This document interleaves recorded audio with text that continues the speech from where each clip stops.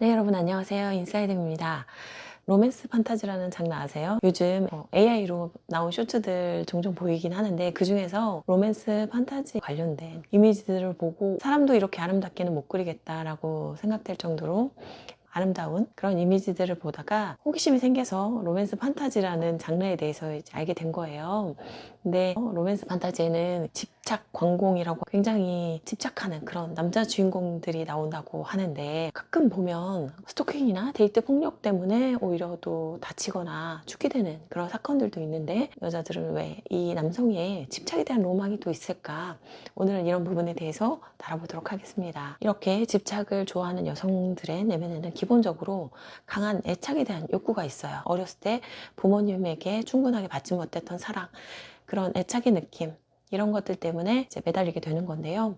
일반적인 대인관계에서 사랑이 한 컵의 물이라고 한다면 그런 걸로는 성에 차지 않아서 어떤 폭포수와 같은 물을 나에게 쏟아 부어주기를 바라는 그런 애욕의 상징일 수도 있겠죠. 남자와 여자는 이제 연인과의 연애를 통해서 이성 부모와의 어렸을 때의 관계를 다시 재경험하기도 합니다. 그러면서 어렸을 때 충분하게 받지 못했던 그런 부분을 퇴행해서 새롭게 재경험하고 싶은 그런 욕구들이 있거든요. 그래서 어렸을 때 이성 부모와의 관계가 좋지 않았던 분들은 연애를 할 때 혹은 결혼해서 부부로서 생활을 할 때 어떤 지뢰처럼 위험 요소로 작용을 하기도 하거든요. 이런 부분 굉장히 조심을 해야 되고요.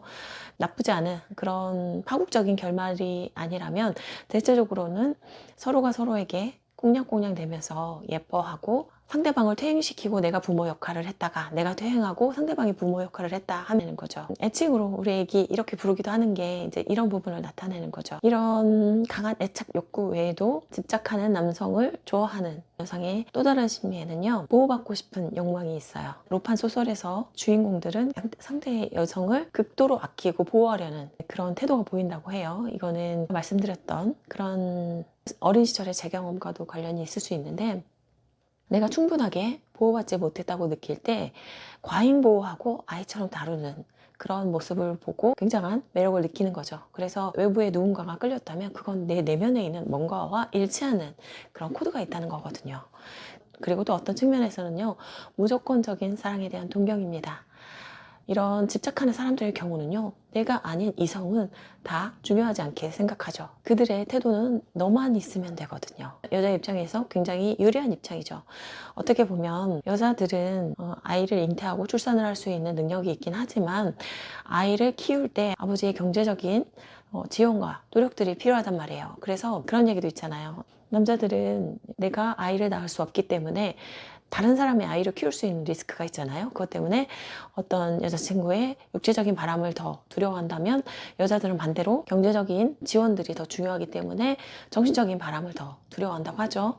이처럼 여자들의 입장에서 봤을 때는 내가 사랑하는 남자가 이성을 잃을 정도로 나에게 꽂혔다면 굉장히 안정적으로 아이를 키우고 양육할 수 있는 그런 환경이 되는 거기 때문에 이런 부분도 진화심리학적 베이스가 있다고 할 수 있겠죠. 그래서 이렇게 내가 어떤 존재든 내가 무엇을 잘못하거나 무엇이 부족하거나 이런 것과 상관없이 나의 역할, 나의 능력과 상관없이 너만 있으면 돼 라고 누군가 보아준다면 이건 정말 어마어마한 사랑이죠. 그래서 이런 무조건적인 사랑에 대한 바램, 이런 것도 욕구의 베이스에 녹아져 있겠죠. 그리고 마지막으로는 감정적으로 강렬한 그런 관계에 대한 로망입니다. 이런 로맨스 판타지 소설을 읽는다면 애니어그램의 하위 유형으로 봤을 때 1대1 본능, 즉 성적 본능에 속하신 분들이 많을 거라고 생각을 하거든요. 이 1대1 본능들은 정말 레이저처럼 강렬한, 나는 너만 있으면 되고 너는 나만 있으면 되는 그런 강렬한 링크를 원하거든요.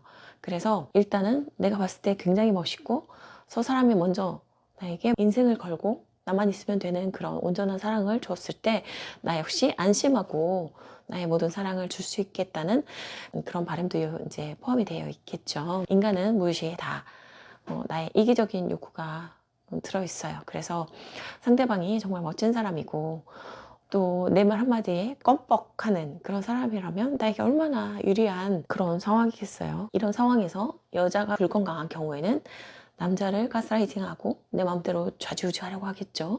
반대로 이런 여성의 특징 때문에 또 가스라이팅을 당할 수 있는 측면이 있어요. 누군가 이렇게 집착을 하는 그런 사람이라면 그 사람 어린 시절에는 애착에 문제가 있거나 굉장히 큰 상처가 있을 가능성이 높죠. 얼핏 봤을 때는 이렇게 집착하는 사람이 나를 무조건적으로 사랑해주고 나한테 굉장히 유리한 상황이라고 착각할 수 있지만 결혼 후에 변한다던가 나중에서야 그 사람의 나쁜 특징이 보인다거나 이렇게 될 가능성이 크죠. 그래서 건강하고 성숙한 사람들의 경우는 조금 더 매력이 덜할 수도 있어요.